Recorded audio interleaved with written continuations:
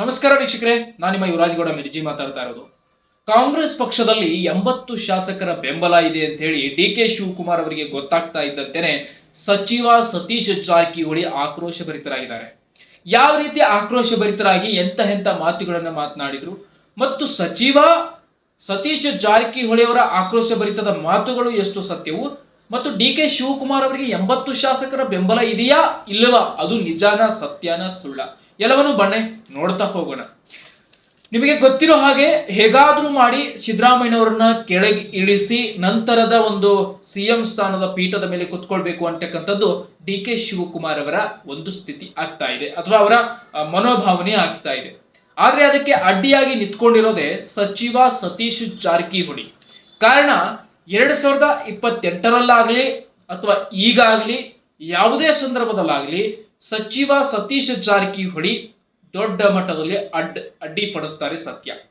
ಈಗ ಮಾಸ್ಟರ್ ಮೀಡಿಯಾಗಳು ಪ್ರಶ್ನೆ ಮಾಡ್ತಕ್ಕಂಥ ಸಂದರ್ಭದಲ್ಲಿ ಡಿ ಕೆ ಶಿವಕುಮಾರ್ ಅವರಿಗೆ 80 ಶಾಸಕರ ಬೆಂಬಲ ಇದೆ, ಸೊ ಇದಕ್ಕೆ ನೀವು ಏನ್ ಹೇಳ್ತೀರಿ, ಅವರು ಸಿಎಂ ಆಗ್ತಾರಂತೆ ಅಂತ ಸಚಿವ ಸತೀಶ್ ಜಾರಕಿಹೊಳಿ ಅವರನ್ನ ಕೇಳಿದಾಗ, ಮಾಧ್ಯಮದ ಮಿತ್ರರು ಕೇಳಿದಾಗ ಸತೀಶ್ ಜಾರಕಿಹೊಳಿ ಅವರು ಹೇಳ್ತಾರೆ 80 ಸಂಖ್ಯೆ ಒಂದು ಸಂಖ್ಯೆ ದೊಡ್ಡದಲ್ಲ, 80 ಸಂಖ್ಯೆ ಶಾಸಕರ ಬೆಂಬಲ ಇದೆ ಅಂದ ತಕ್ಷಣ ಸಿಎಂ ಆಗೋದಿಲ್ಲ, ಅದಕ್ಕೆ ಅರ್ಹತೆನೂ ಇರಬೇಕು, ಯಾರಿಗೆ ಸಮರ್ಥನೆ ಇದೆ, ಯಾರಿಗೆ ಸಮರ್ಥ ಸಿಎಂ ಸ್ಥಾನಕ್ಕಾಗಿದಾರೋ ಅವರೇ ಆಗೋದು ಅಂತ.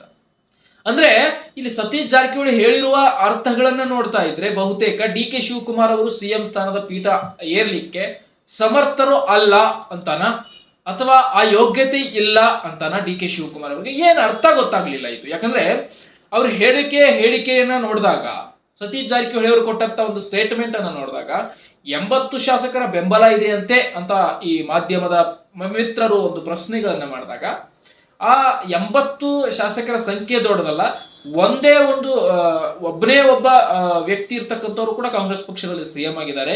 ಸಿಎಂ ಆಗ್ಲಿಕ್ಕೆ ಬೇಕಾಗಿರೋದು ಶಾಸಕರ ಬೆಂಬಲ ಅಲ್ಲ ಅಥವಾ ಶಾಸಕರ ಸಂಖ್ಯೆ ಅಲ್ಲ, ಅದಕ್ಕೆ ಸಾಮರ್ಥ್ಯ ಮತ್ತು ಅದಕ್ಕೆ ಅರ್ಹತೆ ಎರಡೂ ಬೇಕು ಸಿಎಂ ಸ್ಥಾನ ಏರ್ಲಿಕ್ಕೆ. ಅದು ಯಾರಿಗಿದೆ ಕಾಂಗ್ರೆಸ್ ಪಕ್ಷದಲ್ಲಿ ಮುಂದಿನ ದಿನಮಾನದಲ್ಲಿ ಸಿದ್ದರಾಮಯ್ಯನವರ ನಂತರದಲ್ಲಿ ಅವರು ಸಿಎಂ ಆಗ್ತಾರೆ ಅಂತ ಹೇಳಿರುವಂತದ್ದು. ಅಂದ್ರೆ ಬಹುತೇಕ ಡಿ ಕೆ ಶಿವಕುಮಾರ್ ಅವರಿಗೆ ಆ ಒಂದು ಸಾಮರ್ಥ್ಯ ಇಲ್ವಾ ಅಥವಾ ಅರ್ಹತೆ ಇಲ್ವಾ ಹಾಗಾದ್ರೆ ಅನ್ನುವಂತ ಒಂದು ಪ್ರಶ್ನೆ ಇಲ್ಲಿ ಮೂಡುತ್ತೆ ಸಹಜ. ಹಾಗಾದ್ರೆ 2028ರ ಚುನಾವಣೆಯಲ್ಲಿ ಸಚಿವ ಸತೀಶ್ ಜಾರಕಿಹೊಳಿ ಸಿಎಂ ಅಂತ ಹೇಳಿ ಬೆಂಬಲಿಗರು ಕೂಗ್ತಾರೆ, ಬೆಂಬಲಿಗರು ಅಲ್ಲೇ ಒಂದು ರೀತಿ ಘೋಷಣೆಗಳನ್ನ ಹಾಕ್ತಾರೆ. ಆ ಸಂದರ್ಭದಲ್ಲಿ ಸಚಿವ ಸತೀಶ್ ಜಾರಕಿಹೊಳಿ ಅವರು ಹೇಳ್ತಾರೆ, ನಾನು ಇದ್ದಂತ ಟೈಮ್ ನಲ್ಲಿ ಕೂಗಬೇಡಿ, ನಾನು ಇಲ್ಲದೆ ಇರುವಂತಹ ಟೈಮ್ ನಲ್ಲಿ ನೀವು ಬೇಕಂದ್ರೆ ಕೂಗಿ ಅಂತ. ಅಂದ್ರೆ ಇದರ ಮಾತಿನ ಅರ್ಥ ಏನು? ನನ್ನ ಮುಂದೆ ಇದ್ದಾಗ ಮುಂದಿನ ಸಿಎಂ ಸತೀಶ್ ಜಾರಕಿಹೊಳಿ ಅಂತ ಕೂಗಬೇಡಿ, ನಾನು ಇಲ್ಲದೆ ಇರುವಾಗ ಕೂಗಿ ಅಂತ ಹೇಳಿರುವಂಥದ್ದು. ಅಂದ್ರೆ ನಾನು ಇದ್ದಾಗ ಕೂಗಿದ್ರೆ ನಾನೇ ಹೇಳಿದೀನಿ ಅಂತ ಅನ್ಕೋಬಹುದು, ಅದಕ್ಕೆ ನಾನು ಇಲ್ಲದೆ ಇರುವಾಗ ನೀವು ಕೂಗಿ ಅಂದ್ರೆ ನಾನು ಸಿಎಂ ಒಂದು ಪೋಸ್ಟ್ಗೆ ಅಥವಾ ಸಿಎಂ ಸ್ಥಾನಕ್ಕೆ ನಾನು ಅರ್ಹನು, ನಾನು ಯೋಗ್ಯತೆ ಉಳ್ಳವನು ಅಂತ ಸತೀಶ್ ಜಾರಕಿಹೊಳಿ ಬಹುತೇಕ ಮಾಧ್ಯಮಗಳ ಮುಂದೆ ಹೇಳ್ಕೊಂಡ್ರ ಅಥವಾ ಬೆಂಬಲಿಗರ ಮುಂದೆ ಹೇಳ್ಕೊಂಡ್ರ ಅನ್ನುವಂಥದ್ದು. ಯಾಕಂದ್ರೆ 2028ರ ಚುನಾವಣೆಯ ತನಕನೂ ಕೂಡ ಸಿದ್ದರಾಮಯ್ಯನವರೇ ಸಿಎಂ ಆಗಿರ್ತಾರೆ ಅನ್ನುವಂಥ ಎಲ್ಲೋ ಒಂದು ಬಿರುಕಿನ ಗಾಳಿ ಹುಟ್ಕೊಳ್ತು.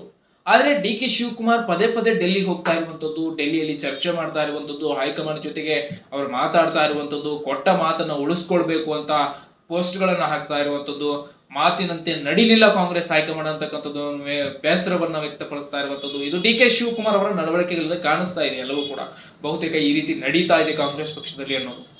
ಹಾಗಾಗಿ ಡಿ ಕೆ ಶಿವಕುಮಾರ್ ಅವರಿಗೆ 80 ಶಾಸಕರ ಬೆಂಬಲ ಇದೆ ಅಂತ ಹೇಳ್ತಾ ಇದ್ದಾರೆ. ಡಿ ಕೆ ಶಿವಕುಮಾರ್ ಅವರಿಗೆ 80 ಶಾಸಕರ ಬೆಂಬಲ ಇದೆ, ಅವರು ಮುಂದಿನ ಸಿಎಂ ಆಗಬಹುದು ಅಂತ. ಆದ್ರೆ 80 ಶಾಸಕರ ಬೆಂಬಲ ಡಿ ಕೆ ಶಿವಕುಮಾರ್ ಅವರಿಗೆ ಇರೋದು ಸತ್ಯನಾ? ಡಿ ಕೆ ಶಿವಕುಮಾರ್ ಅವರು ಯೂತ್ ಐಕಾನ್ ಆಗಿರೋದ್ರಿಂದ, ಅಂದ್ರೆ ಒಂದು ಲೆಕ್ಕದಲ್ಲಿ ಯೂತ್ಸ್ಗೆ ಸಂಬಂಧಪಡುವ ಹಾಗೆ ಇನ್ನೂ ಏಜ್ ಒಂದು ಲೆವೆಲ್ಗೆ ಇರುವಂತಹ ಕಾರಣಗಳಿಂದ ಎಲ್ಲ ಯುವಕರು ಕೂಡ ಡಿ ಕೆ ಶಿವಕುಮಾರ್ ಸಿಎಂ ಆಗಲಿ ಅಂತ ಮಾತಾಡ್ತಾರೆ. ಎಲ್ಲ ರಾಜ್ಯದ ಯುವಕರಲ್ಲ, ಅವರ ಕಾಂಗ್ರೆಸ್ ಪಕ್ಷದ ಒಂದಿಷ್ಟು ಕಾರ್ಯಕರ್ತರ ಆದಂತ ಯುವಕರು. ಸೊ ಹಾಗಾಗಿ ಡಿ ಕೆ ಶಿವಕುಮಾರ್ ಕನಕಪುರದ ಬಂಡೆಯನ್ನ ಸಿಎಂ ಮಾಡ್ಲಿಕ್ಕೆ ಪಣ ತೊಟ್ಟಿರುವಂತ ಕೆಲವೊಂದು ಬಣಗಳಾದ್ರೆ, ಇನ್ನೊಂದು ಕಡೆ ಸಿದ್ದರಾಮಯ್ಯನವರ ಬಣ ಹಾಗೂ ಸತೀಶ್ ಜಾರಕಿಹೊಳಿ ಅವರ ಬಣ ಇವೆರಡೂ ಬಣಗಳು ಸೇರಿ ಸತೀಶ್ ಜಾರಕಿಹೊಳಿ ಅವರನ್ನ ಸಿಎಂ ಮಾಡ್ಬೇಕನ್ನುವಂಥದ್ದು ಅವರ ಕುತೂಹಲಕಾರಿ ವಿಚಾರ ಆಗಿದೆ.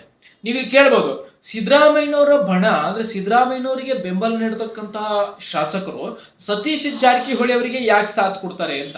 ಯಾಕಂದ್ರೆ ಸತೀಶ್ ಜಾರಕಿಹೊಳಿ ಸಿಎಂ ಸಿದ್ದರಾಮಯ್ಯನವರ ಸಂಬಂಧ ಮತ್ತು ಕೌಟುಂಬಿಕವಾದಂತಹ ಒಂದು ಕುಟುಂಬ ಅಂತ ಕರೀತಾರಲ್ಲ, ಕುಟುಂಬದ ಸಂಬಂಧ ಅಂತ ಕರೀತಾರಲ್ಲ, ಆ ರೀತಿ ಕುಟುಂಬದ ಸಂಬಂಧ ಇವ್ರ ಮಧ್ಯೆ ಇದೆ. ಜಾರಕಿಹೊಳಿ ಕುಟುಂಬ ಸಿದ್ದರಾಮಯ್ಯನವರ ಕುಟುಂಬ ಬಹಳ ಆತ್ಮೀಯವಾಗಿರ್ತಕ್ಕಂಥ ಮತ್ತು ರಾಜಕಾರಣದಲ್ಲಿ ಒಂದೇ ಫ್ಯಾಮಿಲಿಯ ಅನ್ಕೊಂಡು ಬೆಳೆದಂತ ರಾಜಕೀಯ ನಾಯಕರು. ಜಾರಕಿಹೊಳಿ ಕುಟುಂಬದಲ್ಲಿ ರಮೇಶ್ ಜಾರಕಿಹೊಳಿ, ಸತೀಶ್ ಜಾರಕಿಹೊಳಿ, ಬಾಲಚಂದ್ರ ಜಾರಕಿಹೊಳಿ, ಲಕ್ಷ್ಮಣ ಜಾರಕಿಹೊಳಿ, ಇನ್ನು ಈ ಜಾರಕಿಹೊಳಿ ಕುಟುಂಬ, ಸಮಸ್ತ ಜಾರಕಿಹೊಳಿ ಕುಟುಂಬ ಹಾಗೂ ಸಿದ್ದರಾಮಯ್ಯ, ಯತೀಂದ್ರ, ಈ ಕಡೆ ಅವರ ಕುಟುಂಬದಲ್ಲಿ ಎಲ್ಲರೂ ಒಂದೇ ಅನ್ನೋ ಭಾವನೆಯನ್ನ ಇಟ್ಕೊಂಡಿರುವಂತಹ ನಾಯಕರು, ರಾಜಕೀಯ ವ್ಯವಸ್ಥೆಯಲ್ಲಿ ಬೆಳೆದಿರ್ತಕ್ಕಂಥ ನಾಯಕರು. ಹಾಗಾಗಿ ಇವರು ಸಿದ್ದರಾಮಯ್ಯನವರ ಬೆಂಬಲಿಗರ ಬಣ ಮತ್ತು ಸತೀಶ್ ಜಾರಕಿಹೊಳಿ ಅವರ ಬಣ, ಈ ಎರಡೂ ಬಣಗಳು ಸತೀಶ್ ಜಾರಕಿಹೊಳಿ ಅವರಿಗೆ ಹೆಲ್ಪ್ ಮಾಡೋದು. ಎಲ್ಲಾ ಬಣಗಳು ಬಂದು ಸತೀಶ್ ಜಾರಕಿಹೊಳಿಗೆ ನಿಲ್ಲೋದು. ಆ ಕಡೆ ಡಿ ಕೆ ಶಿವಕುಮಾರ್ ಒಂಟಿ ಅಂದ್ರೆ ಹೇಗೆ, ಯಾವುದೇ ಅವ್ರ ಬಣ ಏನಿದೆ ಆ ಬಣ ಮಾತ್ರ ಅವ್ರ ಜೊತೆಗಿರೋದು, ಇನ್ನೊಂದು ಬಣ ಅಲ್ಲಿ ಸೇರತ್ತೆ ಅಂದ್ರೆ ಸಾಧ್ಯ ಇಲ್ಲ. ನೋಡಿ ಲಕ್ಷ್ಮಿ ಹೆಬ್ಬಾಳ್ಕರ್ ಸಾಥ್ ಕೊಡ್ಬೋದು, ಲಕ್ಷ್ಮಣ ಅಥಣಿ ಶಾಸಕ ಲಕ್ಷ್ಮಣ ಸವದಿ ಸಾಥ್ ಕೊಡ್ಬೋದು, ಇನ್ನು ಬೇರೆ ಬೇರೆ ಒಂದಿಷ್ಟು ಕ್ಷೇತ್ರಗಳಲ್ಲಿದ್ದಾರೆ, ಆ ಕಡೆ ಎಲ್ಲ ಅವರಿಗೆ ಒಂದು ಸಾಥ್ ಕೊಡ್ಬೋದು ಡಿ ಕೆ ಶಿವಕುಮಾರ್ ಅವರಿಗೆ. ಹಾಗೆ ಎಲ್ಲ ಒಂದು ಶಾಸಕರ ಸಂಖ್ಯೆಯನ್ನ ಬಲಿಷ್ಠ ಮಾಡ್ತಾ, ಶಾಸಕರ ಸಂಖ್ಯೆಯ ಕೌಂಟನ್ನ ಜಾಸ್ತಿ ಏರಿಸ್ತಾ ಹೊರಟಿರುವಂಥದ್ದು ಈಗ. ಮತ್ತು ಭಾರತೀಯ ಜನತಾ ಪಾರ್ಟಿಯಿಂದ ಕೆಲವು ಶಾಸಕರ ಬೆಂಬಲವನ್ನ ಪಡಿತಾ ಇರೋದು ಸತೀಶ್ ಜಾರಕಿಹೊಳಿ. ಏನಪ್ಪಾ ಇದು ಅಂತ ಆಶ್ಚರ್ಯ ಆಗ್ಬಹುದು. ಬಿಜೆಪಿಯಿಂದ ಹೇಗೆ ಇಲ್ಲಿ ಆ ಒಂದು ಸಾಥನ್ನ ಪಡಿತಾರೆ ಅಂದ್ರೆ ಅಲ್ಲಿ ರಮೇಶ್ ಜಾರಕಿಹೊಳಿ, ಸತೀಶ್ ಜಾರಕಿಹೊಳಿ ಅವರ ಸಹೋದರ ರಮೇಶ್ ಜಾರಕಿಹೊಳಿ ಇರೋದು. ಸತೀಶ್ ಜಾರಕಿಹೊಳಿ ಸಿಎಂ ಆಗ್ತಾರೆ ಅಂದ್ರೆ ಅಲ್ಲಿಂದ ಇಲ್ಲಿಗೆ ಕೆಲವು ಶಾಸಕರನ್ನ ಕರ್ಕೊಂಡು ಬರುವಂತಹ ಶಕ್ತಿಯನ್ನ ಹೊಂದಿದ್ದಾರೆ ರಮೇಶ್ ಜಾರಕಿಹೊಳಿ. ನಿಮಗೆ ಗೊತ್ತಿರ್ಬೇಕು, ರಮೇಶ್ ಜಾರಕಿಹೊಳಿಯ ಸಂಪತ್ತು, ಸತೀಶ್ ಜಾರಕಿಹೊಳಿಯ ಸಂಪತ್ತು, ಲಕ್ಕನ್ ಜಾರಕಿಹೊಳಿ ಸಂಪತ್ತು, ಬಾಲಚಂದ್ರ ಜಾರಕಿಹೊಳಿ ಸಂಪತ್ತು, ಇವ್ರದ್ದು ಆಸ್ತಿ ಸಂಪತ್ತು ತುಂಬಾ ಇದೆ. ಈ ಆಸ್ತಿ ಸಂಪತ್ತಿನ ಲೆಕ್ಕಾಚಾರದ ಮೇಲೆ ಸಿಎಂ ಆಗ್ತಾರಾ ಅನ್ನುವಂಥದ್ದು. ಇನ್ನು ಆ ಕಡೆ ಡಿ ಕೆ ಶಿವಕುಮಾರ್, ಕನಕಪುರದ ಬಂಡೆ, ಸಾವಿರಾರು ಕೋಟಿ ಒಡೆಯ. ಸೊ ಅವರಿಗೆ ಬೇಕಾಗಿರೋದು ದುಡ್ಡು ಸಂಪಾದನೆ ಮಾಡಬೇಕು, ಸಿಎಂ ಸ್ಥಾನದಿಂದ ಏನೋ ಪಡಿಬೇಕು ಅಂತಕ್ಕಂಥದ್ದಲ್ಲ.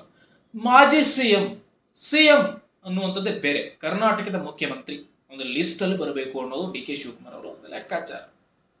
ಸೊ ಹಾಗಿದ್ದ ಮೇಲೆ ಡಿ ಕೆ ಶಿವಕುಮಾರ್ ಅವರ ಅಂದ್ರೆ ರಾಜಕೀಯ ವಾತಾವರಣದಲ್ಲಿ ಇಷ್ಟೆಲ್ಲ ಬೆಳ್ಕೊಂಡು ಬಂದಿದ್ದೀನಿ, ಒಂದು ಸಿಎಂ ಆಗಬಾರ್ದ ಕೊನೆಗೆ ಅಂತ ಆಸೆ ಇರುತ್ತೆ. ನೋಡಿ, ಯಾವುದೇ ವ್ಯಕ್ತಿಗೂ ಕೂಡ ಅತಿ ದೊಡ್ಡದಾಗಿ ಬೆಳೆದಾಗ, ನೋಡಿ ಬರೀ ಜಸ್ಟ್ MLA ಇದ್ದಾಗ, ತನ್ನ ಕ್ಷೇತ್ರಕ್ಕೆ ಮಾತ್ರ ಸೀಮಿತ ಇದ್ದಾಗ, ಆ ಒಬ್ಬ ಅಭ್ಯರ್ಥಿ ಯಾವತ್ತೂ ಕೂಡ ನಾನು ಸಿಎಂ ಆಗ್ಬೇಕು ಅಂತ ಲೆಕ್ಕಾಚಾರ ಆಗಲಿ ಅನ್ಕೊಳ್ಳೋದಾಗ್ಲಿ ಮಾಡೋದಿಲ್ಲ.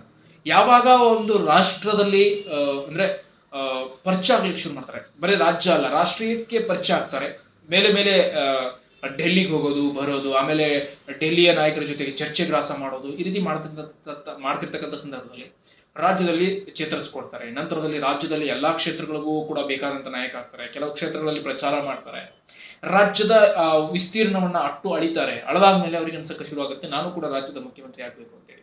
ಡಿ ಕೆ ಶಿವಕುಮಾರ್ ಅವರಿಗೆ ಆಗಿದ್ದು ಅದು. ಯಾಕಂದ್ರೆ ನಾನು ಪಕ್ಷ ಕಟ್ಟಿದ್ದೀನಿ, ಹಲವು ಕಡೆ ಪಕ್ಷವನ್ನು ಕಟ್ಕೊಂಡು ಬಂದಿದ್ದೀನಿ, ನಾನು ಯಾಕೆ ಸಿಎಂ ಆಗ್ಬಾರ್ದು, ನಾನು ಯಾಕೆ ಮುಖ್ಯಮಂತ್ರಿ ಆಗ್ಬಾರ್ದು ರಾಜ್ಯದ, ಕರ್ನಾಟಕ ರಾಜ್ಯಕ್ಕೆ ಅಂತಕ್ಕಂಥದ್ದು ಡಿ ಕೆ ಶಿವಕುಮಾರ್ ಅಲ್ಲಿ ಬಂದಂಥದ್ದು. ಇನ್ನು ಈ ಸಚಿವ ಸತೀಶ್ ಜಾರಕಿಹೊಳಿ ಯಾಕೆ ಸಿಎಂ ಆಗುವಂತ ಕನ್ಸ್ಕೊಂಡಿದ್ದಾರೆ ಅಂದ್ರೆ, ನೋಡಿ ಅವರು ಸಚಿವರಾಗಿ ಹಳೆಯ ಒಂದು ವಿಭಾಗದಿಂದಲೂ ಕೂಡ ಸಿದ್ದರಾಮಯ್ಯನವರ ಸಂಪರ್ಕದಿಂದ ರಾಜ್ಯದಲ್ಲಿ ಗುರುತಿಸಿಕೊಂಡಂತಹ ಒಬ್ಬ ನಾಯಕ ಮತ್ತು ಯಾವುದೇ ಕಾರಣಕ್ಕೂ ಪಕ್ಷವನ್ನ ಬೇಡದೇ ಇರೋ ಹಾಗೆ ನೋಡ್ಕೊಳ್ಳುವಂತ ಪಾತ್ರದಲ್ಲಿ ಸತೀಶ್ ಜಾರಕಿಹೊಳಿ ಅವರು ಇದ್ರು. ಮತ್ತು ಈ ಬೆಳಗಾವಿ ಭಾಗದಲ್ಲಿ ಕಾಂಗ್ರೆಸ್ ಅನ್ನ ವಿಜಯೀ ಭವ ಅನ್ಸೋದಕ್ಕೆ ಕಾರಣ ಸತೀಶ್ ಜಾರಕಿಹೊಳಿ ಕುಟುಂಬ. ಹಾಗಾಗಿ ನಾನೇನ್ ಕಡಿಮೆ ಇದ್ದೀನಿ ಸಿಎಂ ಆಗ್ಲಿಕ್ಕೆ, ನನಗೇನು ಅರ್ಹತೆ ಇಲ್ವಾ, ನನಗೇನು ಸಮರ್ಥ ನಾನು ಅಲ್ವಾ ಅಂತಕ್ಕಂಥದ್ದು, ಅಂದ್ರೆ ಸಿಎಂ ಸ್ಥಾನಕ್ಕೆ ಸಮರ್ಥ ಅಲ್ವಾ ನಾನು ಅನ್ನುವಂಥ ಪ್ರಶ್ನೆ ಸತೀಶ್ ಜಾರಕಿಹೊಳಿ ಕುಟುಂಬದಲ್ಲೂ ಈಗ ಮಾಡ್ಕೊಂಡಿದ್ದೆ.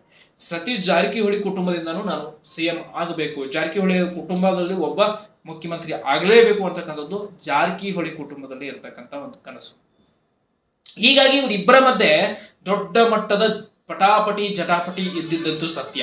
ಹಾಗಾಗಿ ಮುಂದೆ ಸಿಎಂ ಸ್ಥಾನದ ಗದ್ದುಗೆಯನ್ನ ಒಂದು ಯಾವ ರೀತಿ ಹೈಕಮಾಂಡ್ ನಿರ್ಧಾರ ಮಾಡಿ ಸಚಿವ ಸತೀಶ್ ಜಾರಕಿಹೊಳಿ ಅವರಿಗೆ ನೀಡುತ್ತೋ, ಇಲ್ಲ ಕೆಪಿಸಿಸಿ ಅಧ್ಯಕ್ಷರಾಗಿರ್ತಕ್ಕಂಥ ಡಿಸಿಎಂ ಆಗಿರ್ತಕ್ಕಂಥ ಡಿ.ಕೆ. ಶಿವಕುಮಾರ್ ಅವರನ್ನ ಆ ಸ್ಥಾನದಲ್ಲಿ ಕೂರಿಸೋದು ಅನ್ನೋದನ್ನ ಕಾದು ನೋಡಬೇಕಿದೆ.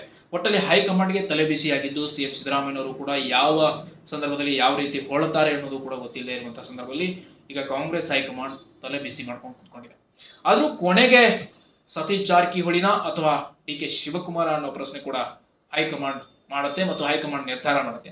ಆದ್ರೆ ಜನಗಳ ಪ್ರತಿಧ್ವನಿಯಾಗಿ, ಜನಗಳ ಪ್ರೀತಿಯ ಪಾತ್ರಧಾರಿಯಾಗಿ ಏನನ್ನ ಹೇಳಲಿಕ್ಕೆ ಬಯಸ್ತಾರೆ ಈ ಕರ್ನಾಟಕ ರಾಜ್ಯದ ಜನತೆ, ಯಾರೆಲ್ಲ ಹೇಳ್ತೀರಿ ಸಚಿವ ಸತೀಶ್ ಜಾರಕಿಹೊಳಿ ಸಿಎಂ ಆಗ್ಬೇಕಾ ಇಲ್ಲ ಡಿ.ಕೆ. ಶಿವಕುಮಾರ್ ಸಿಎಂ ಆಗ್ಬೇಕಾ, ಕಮೆಂಟ್ ಮಾಡಿ ತಪ್ಪು ತಿಳಿಸಿ. ಮತ್ತೆ ಮುಂದಿನ ರಾಜಕೀಯ ಸುದ್ದಿಯೊಂದಿಗೆ ನಿಮ್ಮನ್ನು ಭೇಟಿ ಮಾಡ್ತೀನಿ.